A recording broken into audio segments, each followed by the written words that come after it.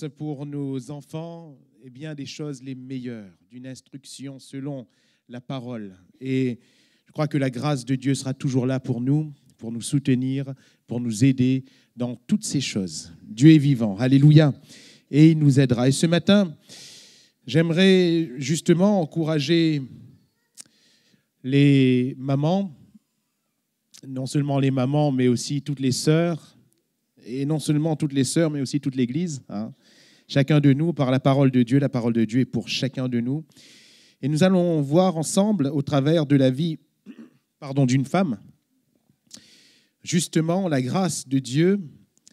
Et j'aimerais ouvrir l'évangile de Luc avec vous dans le chapitre 1er à partir du verset 26 jusqu'au verset 38. Et cette femme, c'est justement Marie. Luc, chapitre 1er, à partir du verset 26. Au 6e mois, l'ange Gabriel fut envoyé par Dieu dans une ville de Galilée appelée Nazareth, auprès d'une vierge fiancée à un homme de la maison de David nommé Joseph. Le nom de la vierge était Marie. L'ange entra chez elle et dit « Je te salue, toi à qui une grâce a été faite, le Seigneur est avec toi. » Troublée par cette parole, Marie se demandait ce que pouvait signifier une telle salutation. L'ange lui dit « Ne crains point, Marie, car tu as trouvé grâce devant Dieu. Et voici, tu deviendras enceinte, et tu enfanteras un fils, et tu lui donneras le nom de Jésus. Il sera grand, et appelé Fils du Très-Haut, et le Seigneur, Dieu, lui donnera le trône de David, son père. Il régnera sur la maison de Jacob éternellement, et son règne n'aura point de fin. » Marie dit à l'ange, « Comment cela se fera-t-il, puisque je ne connais point d'homme ?» L'ange lui répondit, « Le Seigneur viendra sur toi, et la puissance du Très-Haut te couvrira de son ombre. C'est pourquoi le saint enfant qui naîtra de toi sera appelé Fils de Dieu. Voici Élisabeth, ta parente, a conçu elle aussi un fils en sa vieillesse, et celle qui était appelée stérile est dans son 6e mois, car rien n'est impossible à Dieu. » Marie dit, « Je suis la servante du Seigneur, qu'il me soit fait selon ta parole. » Et l'ange la quitta. Amen. L'ange vient vers Marie, et l'Éternel, au travers de son messager, va déclarer à cette femme, « Tu as trouvé grâce devant Dieu. Tu as trouvé grâce devant Dieu. » Salut à toi à qui une grâce a été faite et tu as trouvé grâce devant Dieu. Et quelle est cette grâce ? Enfanter Jésus. Enfanter Jésus.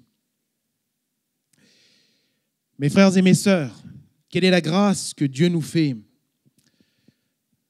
Chère sœur, chère mère, toi qui es mère selon la chair, et toi qui selon la chair ne l'est pas ou ne l'est peut-être pas encore. S'il est vrai qu'en Israël, c'était regardé comme une malédiction pour une femme de ne pas donner d'enfant à son mari, n'ayons pas ce regard-là aujourd'hui, il est complètement hors de propos. Si au milieu de nous, des sœurs soupirent après ce jour, je crois que c'est un saint désir. Mais le fait de ne pas mettre d'enfant au monde n'est absolument pas une malédiction en soi. Ce n'est pas un châtiment de Dieu en soi. Nous prions, bien sûr, pour que les désirs de votre cœur soient exaucés. Mais le plus important, c'est ce qui se passe spirituellement. Et si la grâce pour Marie a été ce miracle de mettre au monde cet enfant, alors qu'elle était vierge, pas encore mariée mais fiancée, donc pas de relation avec un homme, pour que l'usage naturel fasse qu'elle mette au monde un enfant. Il y a là la puissance de Dieu en vertu de la grâce. Et la grâce fait que cette femme va engendrer le Christ. Mes frères et mes sœurs, de même spirituellement, la grâce qui nous est faite, c'est que par le Seigneur, nous puissions engendrer dans notre vie Christ. que nous puissions engendrer Jésus.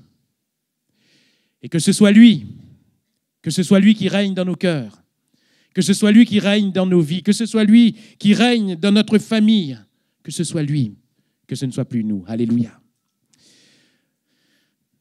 Paul va dire à Timothée, dans la première épître, dans le chapitre 2, au verset 15, lorsqu'il parle de la femme et de la malédiction initiale qui a touché la création par le péché, l'homme a été touché, la femme a été touchée.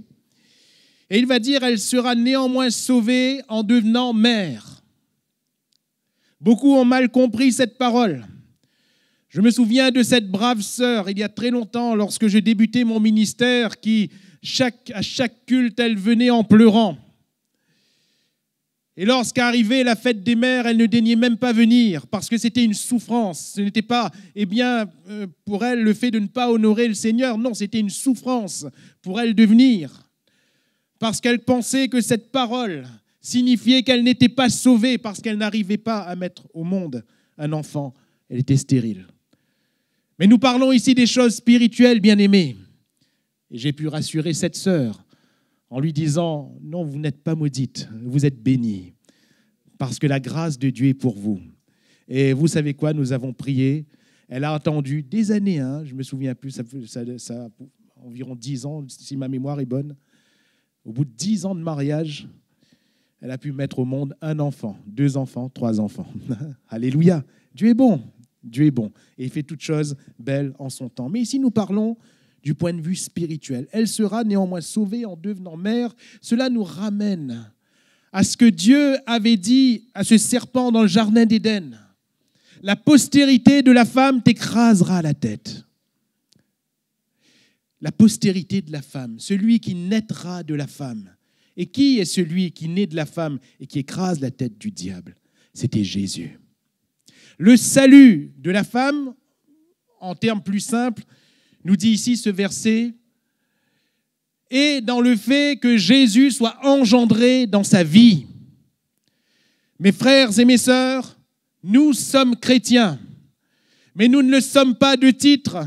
Nous ne le sommes pas par simple confession, nous ne le sommes pas par simple profession, que ce soit d'une belle phrase ou d'un beau chant. Nous ne sommes pas chrétiens parce que nous observons quelques bonnes coutumes, quelques belles habitudes. Nous sommes chrétiens quand Jésus est en nous. Et Christ en nous, c'est l'espérance de la gloire. Il faut que Jésus soit engendré. Il faut que Jésus soit enfanté, je mets entre guillemets, en nous. Et il est question de Jésus. Il est question de Jésus. Il fallait que Jésus, avant que Jésus ne naisse physiquement, il fallait qu'à ce moment-là, Jésus soit enfanté dans le cœur de Marie. Si jusqu'à maintenant, cette Vierge en Israël avait mené sa vie de la manière la plus normale possible, comme toutes les autres jeunes filles, de manière très commune, ce point marque un tournant. Pourquoi? Parce qu'on lui dit, une grâce t'a été faite. Et quelle est cette grâce? Jésus va naître. Alléluia. Jésus. Et à partir de ce moment, tout change. Parce que Marie n'a plus à cœur une vie de jeune fille normale. Marie n'a plus à cœur une vie de fiancée. Marie n'a plus à cœur, peut-être un avenir seulement humain. Non. Il n'y a qu'une chose qui est sur son cœur à partir de ce moment. C'est Jésus qui allait venir. Alléluia. C'est le Fils de Dieu. Mes chères sœurs, la grâce qui vous est faite, chère maman, chère sœur, c'est que Jésus règne dans nos cœurs. C'est que Jésus devienne le centre de tout. Que dans nos cœurs, il y a beaucoup de choses dans le cœur, mais qu'il y ait premièrement Jésus. Quand Jésus vient au monde, vous avez remarqué, Jésus n'est pas seulement au cœur de Marie. Il est dit et redit à plusieurs reprises que Marie gardait ces choses dans son cœur. Tout ce qui touchait au Christ, elle gardait dans son cœur. Et vous avez remarqué, il est difficile de décrire ce personnage de Marie, pas vrai? Il est difficile de décrire son caractère. Il est difficile de décrire formellement sa personnalité. Il est difficile de faire une banque des paroles de Marie. Il n'y en a pas beaucoup, n'est-ce pas? Il n'y en a pas beaucoup. Difficile, pourquoi? Parce que Marie s'efface. Qui voyons-nous? Jésus. Alléluia. Marie s'efface. Et nous voyons Jésus. À l'occasion des noces de Cana, Marie est là, mais Marie est effacée. Faites ce qu'il vous dira, parce qu'on voit Jésus. Alléluia. Ce n'est pas Marie qui fait le miracle, c'est Jésus qui fait le miracle. On voit Jésus. À la croix, on voit qui? On voit Jésus. Et Jésus parle à Marie. Jésus la bénit. Mais elle est là, elle est effacée. Mais elle est là. Alléluia. Elle est effacée. Mes frères et mes sœurs, lorsque Jésus est engendré en nous, non seulement il règne dans notre cœur, mais il règne aussi dans notre personnalité. Il règne dans tout ce que nous sommes. Et combien cela est important, parce que alors nous nous effacerons. C'est ce que Jean-Baptiste va dire. Il faut qu'il croisse, mais que moi, je diminue. Alléluia. Et Marie a diminué. Marie s'est effacée, s'est effacée, s'est effacée. Elle est là tout au long des évangiles. Elle est là même dans les actes des apôtres. Mais on ne peut pas trop la décrire. Personnalité effacée. Mes frères et mes sœurs, est-ce qu'il n'y a pas des traits de notre caractère qui ont besoin d'être effacés? Est-ce qu'il n'y a pas des traits de notre personnalité qui ont besoin d'être effacés? Bien sûr que si. Comment cela peut-il se faire? Par un miracle, oui. Mais quel est ce miracle? Et il ne faut pas chercher le miracle à droite ou à gauche. Le miracle, il est simple. Engendre Jésus. Alléluia. Laisse Jésus paraître en toi. Laisse Jésus être enfanté en toi par le miracle de Dieu. Laisse Jésus paraître. Quand Jésus paraît, on disparaît. L'inverse fonctionne aussi. Quand on disparaît, Jésus paraît. Alléluia. C'est important pour Marie que ce soit Jésus qui paraisse. Parce que c'est Jésus qui devait être glorifié, pas Marie. Aujourd'hui, les hommes glorifient Marie, mais ce n'était pas ce qui était voulu, n'est-ce pas? Aujourd'hui, la religion élève Marie, mais ce n'était pas ce qui était voulu. Cette femme n'a jamais cherché à être élevée. Cette femme n'a jamais cherché à être adulée. Cette femme n'a jamais cherché à être au centre de prière religieuse. Jamais. Cette femme a voulu s'effacer pour que Christ paraisse. Alléluia. C'est ce qu'elle a voulu. Ma chère sœur, sais-tu la grâce qui t'est faite? Chère mère, sais-tu la grâce qui t'est faite? La grâce qui t'est faite, c'est que tu t'effaces au profit de Jésus. Et il est important. Pourquoi? Parce qu'il faut qu'autour de nous, on ne nous voit plus nous, mais que l'on voit Jésus. Alléluia. Il faut que dans notre maison, on ne nous voit plus nous, mais que l'on voit Jésus. Il faut que notre mari voit Jésus. Il faut que notre épouse, c'est vrai que ce n'est pas la fête des pères, mais il faut que notre épouse voit Jésus. Il faut que nos enfants voient Jésus. C'est alors qu'ils croiront. Alléluia. La foi est en qui? Elle est en Jésus. Et ce n'est pas seulement dans ce que nous allons dire, fais ceci, fais pas ça, bien sûr qu'il faut le dire, mais c'est dans ce qu'ils vont voir en nous. Alléluia. Cachez Jésus à vos enfants dans votre vie personnelle. Et ils vont regarder ailleurs. Et ils vont imiter ailleurs. C'est comme ça. Regardez comme le siècle est mauvais. Où voulez-vous que vos enfants regardent?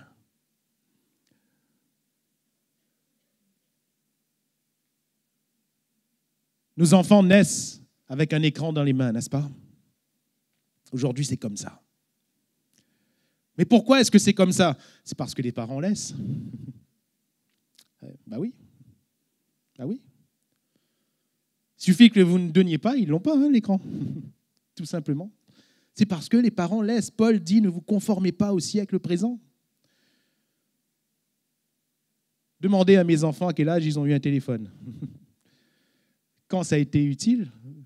Ça a été utile quand ils appelaient pour dire le professeur n'est pas là, papa, est-ce que tu peux venir me chercher? Ou maman, est-ce que tu peux venir me chercher? C'est tout, il n'y a pas de connexion Internet, il n'y a rien du tout. Ils ne sont pas sur les réseaux sociaux.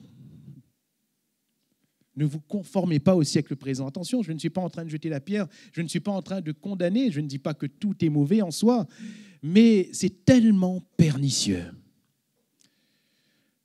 que ce qui, à la base, semble être innocent, en réalité ne l'est plus. Ne l'est plus. Qui voulez-vous que vos enfants regardent? Posons-nous la question, à qui nos enfants regardent-ils?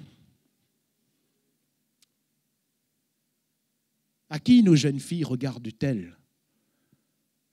Pour, à la place de la Bible, avoir l'appareil photo du téléphone. Hein? Regarde comment mon photo est jolie. Clique. Hein? On peut envoyer à tout le monde. Autour, mon photo est jolie. C'est comme ça. C'est comme ça. Je ne suis pas sur ces réseaux de photos. Je ne sais pas trop comment ça fonctionne. Pardonnez-moi, hein, je suis un peu à l'ancienne. J'ai un seul compte sur un réseau social qui est Facebook, pour ne rien vous cacher. Mais je n'y suis pas énormément et je ne suis pas tout ce qui s'y fait. Donc, je suis complètement novice dans ces choses-là. Je ne suis pas au goût du jour. Pardonnez-moi, si le pasteur n'est pas à la mode, excusez-moi. Mais toujours est-il qu'il y a quelque chose de pernicieux quand même. Quand même. Je parle des filles. Pourquoi? Parce que la Bible nous apprend comment éduquer nos filles, chère maman. La Bible nous apprend comment éduquer nos fils. La Bible apprend la réserve. La Bible apprend la chasteté. La Bible apprend même comment s'habiller, pardonnez-moi de le dire. Où voulez-vous que nos enfants regardent? Si les enfants regardent à la maman, les enfants s'habilleront comme la maman. Si on laisse les enfants regarder dehors, ils s'habilleront comme dehors. C'est comme ça. C'est comme ça. Les fils s'habilleront comme le père, les filles s'habilleront comme la mère. S'ils voient Jésus, ils glorifieront Jésus. Alléluia. Ils glorifieront Jésus.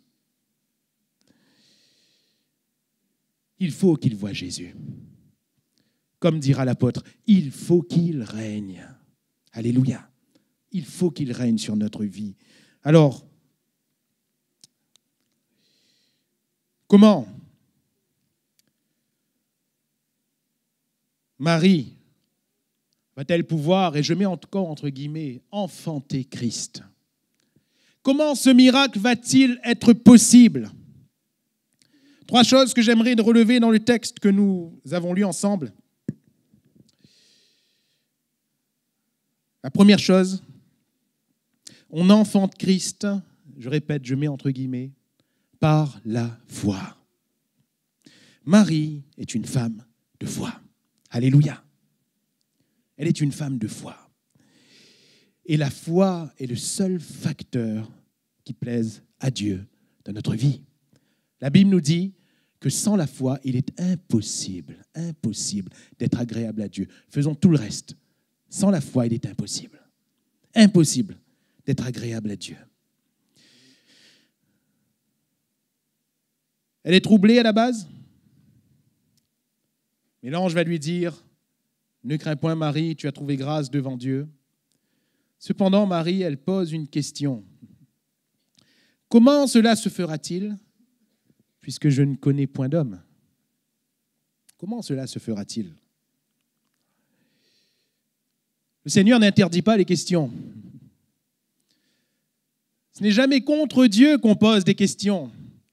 Si dans notre cœur on croit, alléluia, si on croit, s'il y a une disposition à la foi, avant même de comprendre les choses. S'il y a une disposition à la foi, Dieu le voit.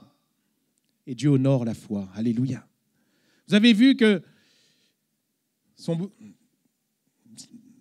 le mari de sa parente, j'allais dire son beau-frère, je ne sais pas, mais le mari de sa parente, le mari d'Élisabeth, Zacharie en l'occurrence, il va poser aussi la même question.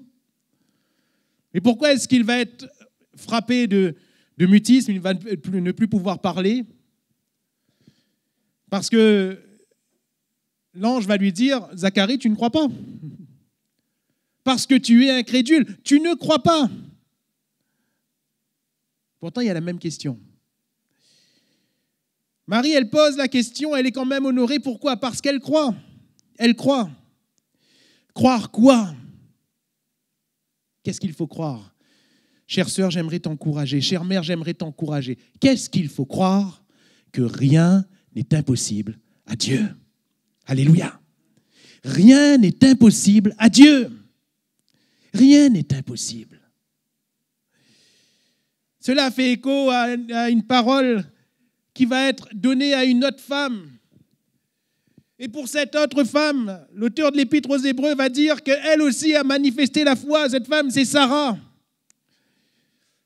Et cette femme était aussi stérile. Mais la Bible nous dit que c'est par la foi qu'elle va être rendue, je reprends le texte, qu'elle va être rendue capable d'enfanter Isaac. Alléluia. C'est par la foi. Stérile, âgée de 90 ans, elle va mettre au monde un enfant. Ce n'est pas possible. Qu'est-ce qui a rendu cela possible? L'Épître aux Hébreux nous dit, c'est par la foi. Chère sœur, qu'est-ce qui va rendre les choses impossibles possibles dans ta vie? C'est par la foi.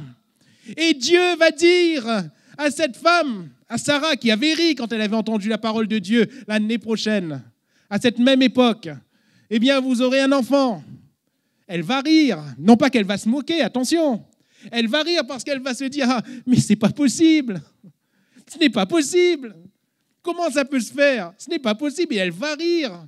La grâce de Dieu est grande. Et Dieu va dire, mais pourquoi tu ris? Pourquoi ça t'étonne? Et il va rajouter, y a-t-il quelque chose d'étonnant de ma part? Alléluia. Rien n'est impossible à Dieu. Et la foi nous portera toujours vers l'invisible. Si Sarah s'attachait au visible, s'il s'attachait à son vieux mari, 100 ans, les amis, 100 ans. Quand on regarde toute Marine à 100 ans, là, 100 ans. 100 ans. Et elle se regarde elle-même, 90 ans. Elle regarde au papier du médecin, stérile. Qu'est-ce que vous voulez qu'elle attende? Si on s'attache aux choses visibles, bien sûr qu'il n'y a pas la foi, mais la foi voit l'invisible. Alléluia. La foi voit ce que les yeux charnels ne voient pas. La foi voit l'accomplissement des promesses de Dieu. Est-ce que tu veux croire ce matin? Christ ne s'enfante que dans le surnaturel. C'est surnaturel ce qui se passe. Alléluia.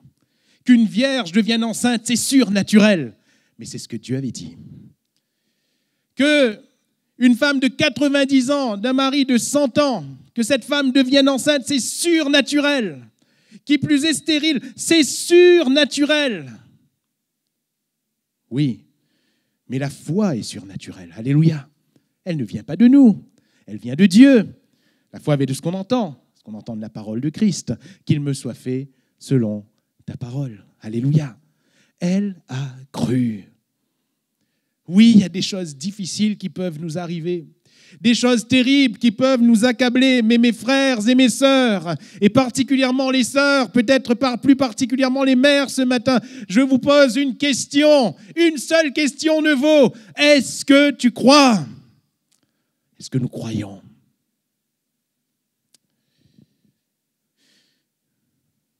L'auteur de l'Épître aux Hébreux va soulever la foi d'une autre femme, Rahab. Elle aussi, elle va enfanter Christ. Je mets bien sûr entre guillemets, comprenez l'expression. Sa foi va enfanter. Et si Sarah était stérile, sa foi n'a pas été stérile parce que c'est par la foi qu'elle a été rendue capable. Rahab, sa foi n'a pas été stérile. Pourquoi? Cette femme, qui à la base n'a pas une vie facile, elle est prostituée.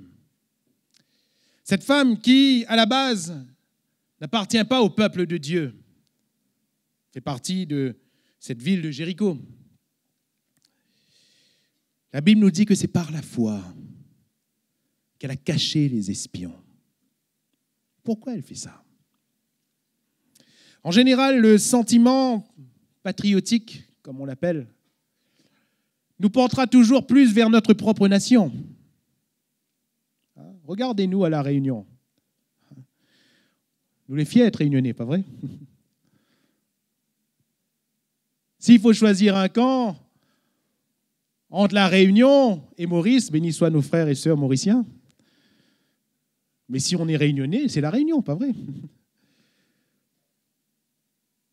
Quand on regarde la Coupe du Monde, ce serait bizarre qu'un Français supporte le Portugal. C'est bizarre, parce qu'on est Français. Il y a un sentiment patriotique, ce n'est pas descriptible. Mais pourquoi cette femme va-t-elle être dans le camp d'Israël plus que dans le camp de sa propre nation? Parce que la foi va lui faire voir autre chose. C'est par la foi qu'elle va cacher ses espions. C'est par la foi qu'elle va ainsi être rajoutée à ce peuple. Cette femme veut faire partie d'Israël. Alléluia. Elle veut être dans le peuple de Dieu. Pourquoi? C'est facile à comprendre. Elle veut être dans le camp des vainqueurs. Alléluia. Pas des vaincus. Qu'est-ce qu'elle va dire? Eh bien, aux espions, on a entendu parler de vous. On a entendu que Dieu, votre Dieu, est en train de vous livrer toutes ces nations. On a entendu que de grandes choses sont en train d'être faites par votre Dieu. Et nous sommes dans la terreur, nous sommes dans l'angoisse. Je veux être avec vous. Alléluia. Je veux être avec vous. Ma sœur, sois dans le camp de Dieu. Chère maman, sois dans le camp de Dieu. C'est le camp des vainqueurs. Alléluia. Sois dans le camp des chrétiens. C'est le camp des vainqueurs. Sois dans le camp de ceux qui enfantent Jésus. Et la foi nous amène à l'être. Alléluia. On n'explique pas, on ne comprend pas tout, mais on croit. Tout ce qui est autour de nous peut nous montrer le contraire, mais on croit, car la foi est une ferme assurance des choses qu'on espère, une démonstration de celles qu'on ne voit pas encore. Et cette femme a non seulement été rajoutée au peuple de Dieu, alors que l'étranger n'avait pas part normalement, mais en plus, elle va être dans la généalogie de Christ. Quelle grâce! Quelle grâce! C'est-à-dire qu'elle va enfanter Christ. Amen. Troisième femme de foi, Jochébed.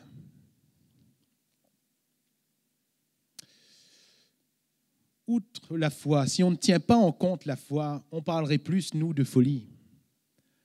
Quelle folie pour une maman que de poser son enfant à la merci du fleuve. Quelle folie!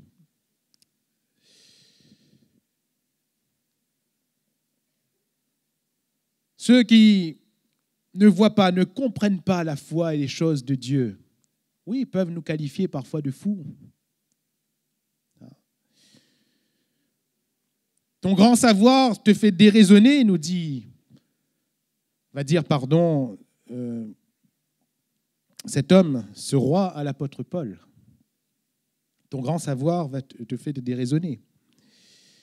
Oui, parfois on est regardé comme n'ayant pas toute notre raison. Oui, mais peu importe, l'important, c'est celui en qui on croit. Et cette femme, Jochébed, elle va croire. Parce qu'au départ, si sa foi de maman va la faire protéger son enfant, à un moment donné, elle ne pouvait plus protéger, elle ne pouvait plus couvrir. Et elle va poser cet enfant sur le Nil, non pas à la merci du fleuve, mais à la merci de Dieu. parce qu'elle a vu que son enfant était beau. Non pas beau pour les hommes, pour toutes les mamans, leurs enfants sont beaux, pas vrai? Maman, oui. Oui, j'espère. Hein. Pour toutes les mamans, leurs enfants sont beaux. Oui. Mais là, ce n'est pas une beauté naturelle, c'est une beauté spirituelle. Elle va voir qu'il y a quelque chose chez son enfant. Elle va protéger au départ, tant qu'elle a pu, et quand elle ne pouvait plus, elle a mis entre les mains de Dieu, en disant, Seigneur, c'est toi qui conduiras toutes choses. Alléluia. C'est toi. Et quand elle pose sur le fleuve, bien sûr en protégeant, en prenant toutes les précautions possibles, le Seigneur conduit toutes choses, parce qu'elle a cru. Et ce Moïse va être pris en charge par la fille de Pharaon.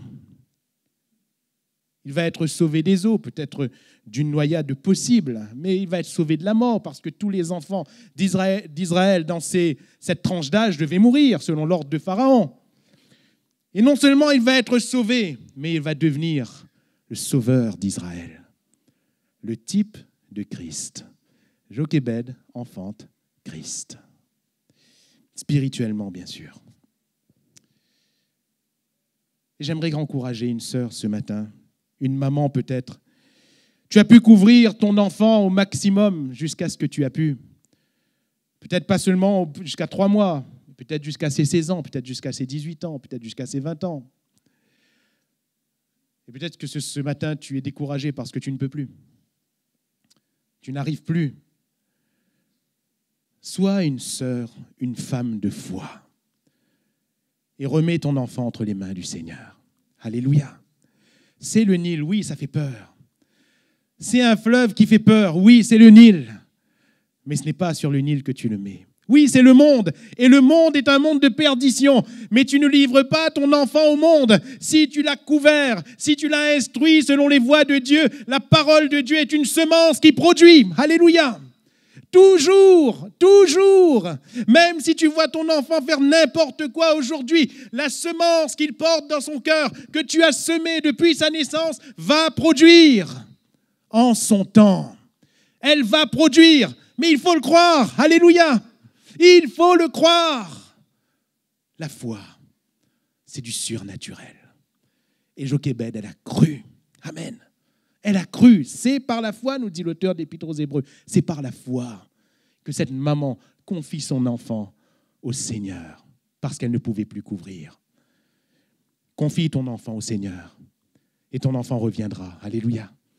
Ton enfant reviendra au Seigneur premièrement et ton enfant te reviendra à toi. Ne t'inquiète pas. La foi nous permet d'enfanter Christ afin que Christ règne sur nos cœurs, que Christ règne sur notre personnalité, que Christ soit vu. Alléluia.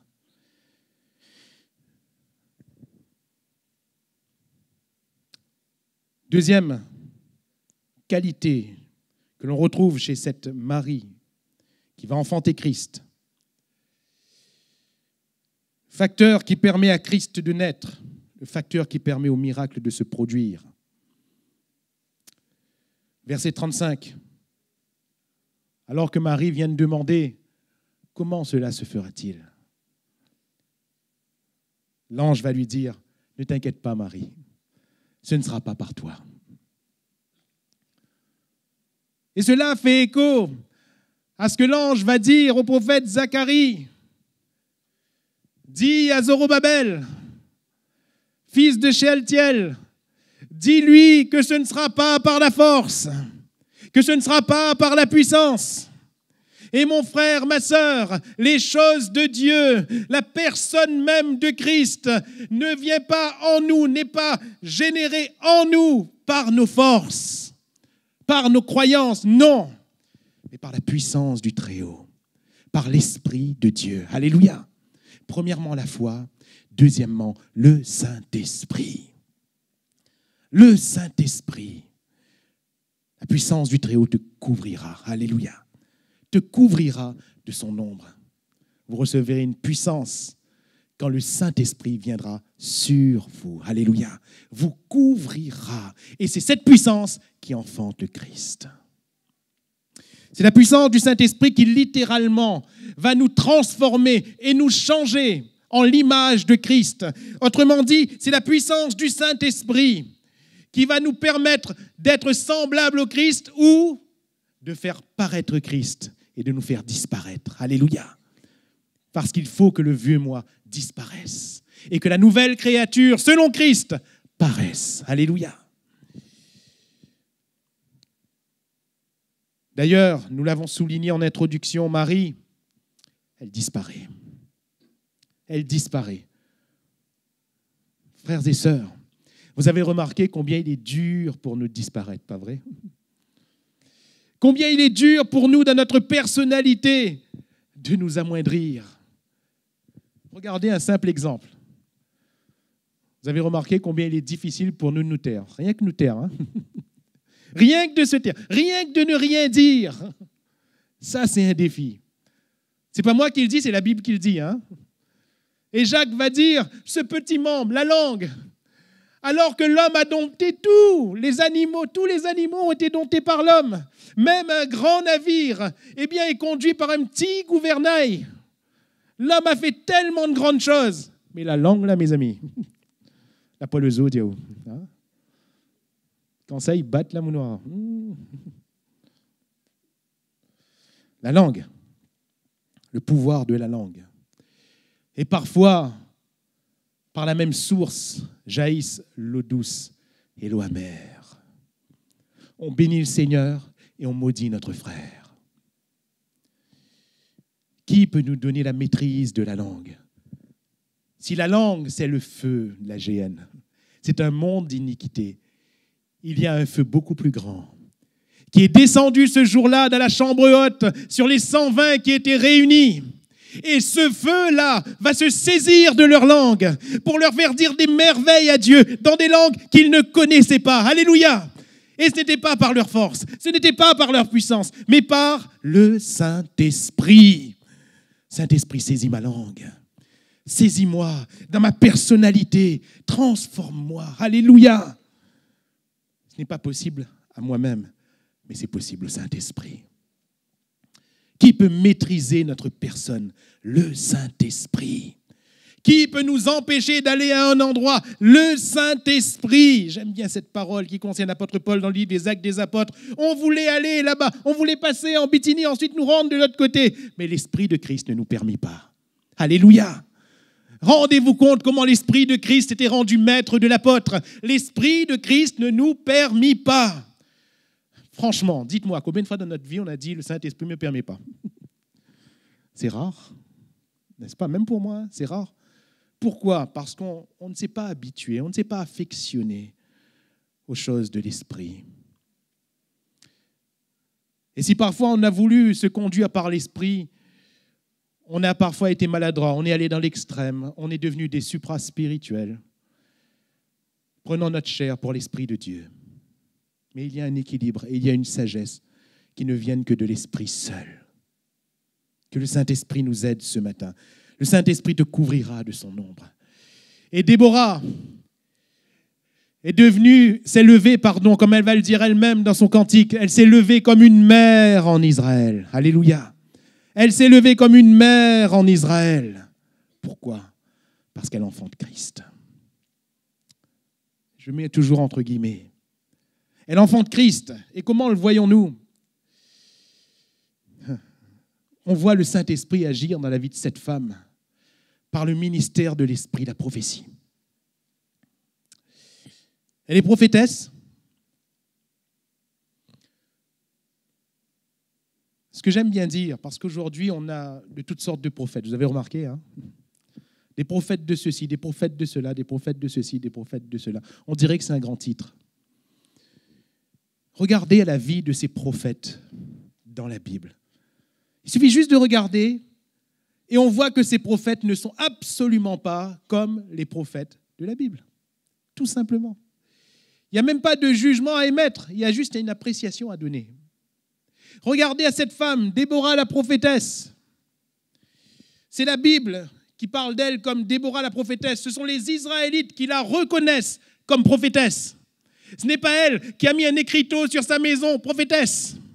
Ce n'est pas elle qui s'est fabriqué un titre. Non, elle est prophétesse parce qu'elle prophétise vraiment. Alléluia. Elle prophétise vraiment.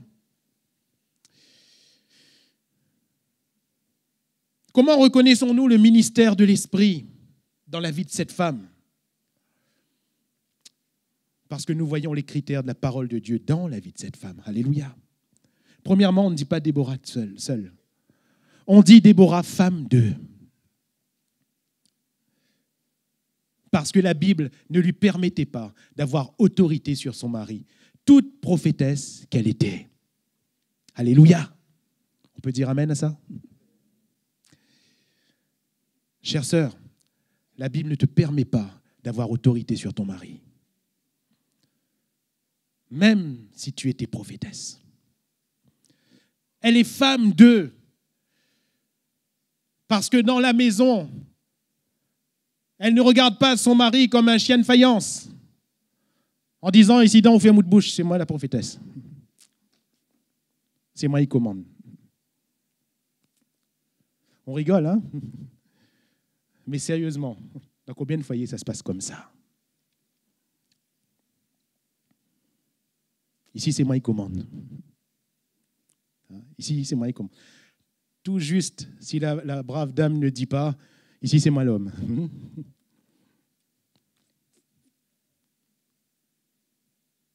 La Bible ne permet pas cela. Déborah est restée dans les limites de la parole de Dieu.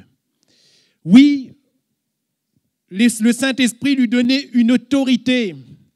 Ma sœur, ça ne veut pas dire que tu n'as pas d'autorité. Ma sœur, ça ne veut pas dire que tu ne peux pas servir. Ça ne veut pas dire que tu ne peux rien dire à ton mari. Heureusement qu'il y a des épouses qui reprennent leur mari. Alléluia. Parce que très souvent, notre femme, notre épouse est plus sage que nous. Et la Bible nous dit bien que 2 valent mieux qu'1, n'est-ce pas? Que la sagesse est dans le nombre de conseillers, etc., etc. Mais il n'est pas permis à la femme de prendre l'autorité sur son mari. D'ailleurs, quand cet homme, Barak, est sollicité, Déborah lui dit, l'Éternel est avec toi, vas-y. Mais Barak, il se sent un peu faible. Et il voit, c'est merveilleux, il voit la force de cette femme, qui n'est pas la force de la femme elle-même, je veux dire par là la force de la chair et du sang, mais qui est la force de l'Esprit de Dieu, parce que l'Esprit de Dieu est fort, alléluia. Et la force de l'Esprit de Dieu habite cette femme, et il voit que cette femme prophétise selon Dieu, et cette femme est revêtue comme d'une autorité pour lui dire, vas-y. Alors Barak la regarde en lui disant, toi viens aussi, toi viens. Mais quelle réponse de cette Déborah? Attention, si je viens, tu ne recevras pas la gloire. Hein? Ça te fait rien, Barak? C'est toi l'homme. Tu ne recevras pas la gloire. On va m'attribuer une gloire dans cette affaire. Tu es bien conscient de cela? Si je viens. Elle ne dit pas, tu as raison, Barak, passe derrière, à moi devant. Hein? Non, non. C'est une femme qui reste dans ses limites. Et le nom du Seigneur est glorifié. Elle ne va pas comme une chef. Pourtant, les chefs étaient sans force, c'est ce qu'elle va dire. Les chefs étaient sans force. Mais elle y va comme une mère. Alléluia. Comme une mère.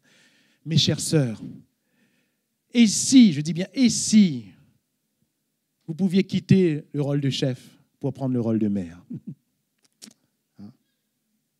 C'est ce que le Seigneur vous a donné. Je ne fais pas de sexisme. Je ne suis pas misogyne, loin s'en faut. Mais on parle ici de ce que la Bible dit simplement. Ça ne me dérange absolument pas qu'une femme ait des responsabilités. Ça ne me dérange absolument pas qu'une femme soit chef d'entreprise, par exemple. Il y a des femmes qui dirigent mieux des entreprises que des hommes. Ça ne me dérange absolument pas qu'une femme soit ministre, qu'une femme soit première ministre, peut-être même qu'une femme soit présidente. Ça ne me dérange pas. Ça ne me dérange pas qu'une femme soit responsable de service, même dans l'Église. Je vais vous dire une chose, ça ne me dérange même pas qu'une femme, si Dieu lui a donné, qu'une femme puisse apporter une parole de Dieu. Ça ne me dérange pas. Mais là où ça me dérange, parce que c'est la Bible qui le dit, c'est quand la femme prend autorité sur son mari. Ça, c'est dérangeant. Parce que la Bible dit exactement le contraire. Alléluia. Ministère du Saint-Esprit. On va avancer vite, le temps passe tellement vite. J'aimerais ne plus prendre beaucoup de temps. Une femme de foi, une femme remplie du Saint-Esprit, revêtue du Saint-Esprit, c'est le Saint-Esprit qui en elle va enfanter Christ. Et une servante, la foi, le Saint-Esprit, le service. Mais j'aimerais dire le véritable service. Comme la véritable foi, comme le véritable Saint-Esprit, parce qu'aujourd'hui, on parle beaucoup dans le monde d'un faux Saint-Esprit. Mais il y a un vrai Saint-Esprit, je le crois. Et il y a un vrai service. Regardez bien ce qui est écrit au verset 38. Je suis la servante de qui? Du Seigneur. Alléluia. Je ne suis pas la servante d'un service. Je ne suis pas la servante d'une tâche. Je suis la servante du Seigneur. Je ne suis pas la servante d'un homme. Je ne suis pas la servante d'un pasteur. Je suis la servante du Seigneur. Alléluia. Mais si je suis vraiment le serviteur ou la servante du Seigneur, il faut aussi garder la suite, car la phrase n'est pas finie. Qu'il me soit fait selon ta parole. C'est quoi le vrai service? Quelqu'un est réellement serviteur quand il fait selon la parole. Alléluia. Vous voulez une définition du service? La voilà. Nous aurons bientôt une réunion, une grande réunion sur le thème du service, où toute l'Église sera conviée. Mais vous voulez savoir une bonne définition du service? C'est quand nous faisons d'après la parole de Dieu. Voilà. Quand nous faisons d'après la parole de Dieu. Et quand rien ne nous empêche de faire selon la parole de Dieu. Parce que parfois, on se cherche des excuses. Parfois, on se trouve des prétextes. Quelqu'un avait coutume de dire, les excuses, eh bien, sont faites pour s'en servir. Mais Élisabeth, elle ne sait pas chercher d'excuses. Pourtant, regardez à la souffrance de cette femme. La souffrance était grande. Mais son mari était souverain sacrificateur. Et lui, son mari, et elle, Élisabeth, Zacharie et Élisabeth, servaient tous les deux le Seigneur. La Bible nous le dit d'une manière irréprochable. Alléluia. La souffrance est grande. Seigneur, pourquoi est-ce qu'on n'a pas d'enfant? Et elle avançait en âge. La souffrance est grande, mais elle sert toujours le Seigneur. Comment? En obéissant à la parole de Dieu. Elle sert le Seigneur. Et sa souffrance n'est pas un frein quant au ministère de son mari. Elle sert le Seigneur. Et parce qu'elle obéit elle-même à la parole de Dieu, alors son mari est béni. Qu'est-ce que la souffrance t'a empêché de faire, ma sœur? Je ne dénigre pas cette souffrance, je ne diminue pas cette souffrance. Mais ce matin, le Seigneur nous rappelle que nous sommes serviteurs de Dieu. Si Jésus est mort pour nous, c'est dans quel but? Celui qui nous aime, qui nous a délivrés de nos péchés par son sang et qui a fait de nous un royaume des sacrificateurs. Des hommes et des femmes consacrés à sa maison. Et quel est le but premier de l'homme ou de la femme consacré à la maison de Dieu? Notre but premier, c'est d'obéir à la parole de Dieu. D'obéir. Et lorsque nous obéissons alors nous amenons les autres à obéir parce que Christ est enfanté en nous. Alléluia. Les autres nous voient obéir et les autres obéissent. Notre famille nous voit obéir, nos enfants nous voient obéir. Alléluia. Notre conjoint nous voit obéir. Quand on obéit à la parole de Dieu, les choses changent. Je me souviens de cette sœur, j'étais enfant. Et elle nous rendait témoignage parce qu'elle avait grandi dans l'église. Quand elle était petite fille, ses parents s'étaient convertis, elle était devenue notre monitrice de club. Et cette sœur nous racontait comment elle s'est mariée. Elle m'a dit, voyez-vous les enfants, mon mari, à la base, il ne croyait pas en Dieu. Je l'ai rencontré comme ça, à l'occasion d'une fête, toute la famille et des amis étaient là. Il ne croyait pas en Dieu. Mais j'ai vu ce jeune homme me regarder dans cette fête. Et moi aussi, je le trouvais beau. Et puis, ce jeune homme est venu me parler. Et puis, dans la conversation, on a commencé à échanger. Et au fil des jours, on a vu que ça commençait à se tisser un peu plus sérieusement. Et alors, vous savez ce qu'on a fait? Alors nous, tout naturellement, on a dit, « Madame, vous vous êtes mariée ?» Elle a dit non. Je lui ai regardé, je lui ai dit, « Par contre, je crois en Jésus. Et si tu ne veux pas croire en Jésus, passe ton chemin. »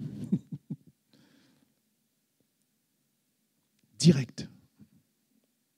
Direct. Elle n'a pas laissé ses sentiments prendre le dessus. Elle a dit, par contre, si tu ne crois pas en Jésus, on ne pourra pas aller plus loin.